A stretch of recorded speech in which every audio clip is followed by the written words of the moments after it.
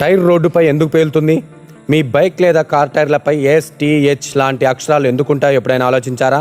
ఇవి తెలియకుండా డ్రైవ్ చేస్తే ప్రాణాలకే ప్రమాదం. కార్ లేదా బైక్లపై ఎల్ అక్షరం ఉంటే గంటకు 120 స్పీడ్తో వెళ్ళొచ్చని అర్థం. ఎం ఉంటే గంటకు 130 స్పీడ్తో వెళ్ళొచ్చని అర్థం.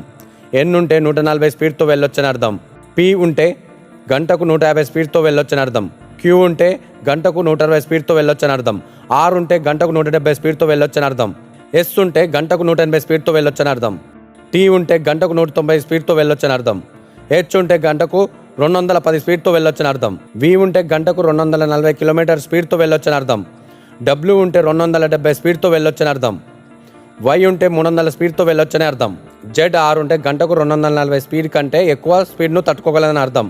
ఈ లిమిట్ దాటి కనుక మీరు వేగంగా డ్రైవ్ చేస్తే హీట్ పెరిగి టైర్ రోడ్డుపైనే పేలిపోయే ప్రమాదం ఉంది. వెంటనే మీ టైర్పై ఏ లెటర్ ఉందో చెక్ చేసి కామెంట్ చేయండి. ఇలాంటి లైఫ్ సేవింగ్ ఫ్యాక్ట్స్ కోసం మా ఛానల్ని ఇప్పుడే సబ్స్క్రైబ్ చేసుకోండి.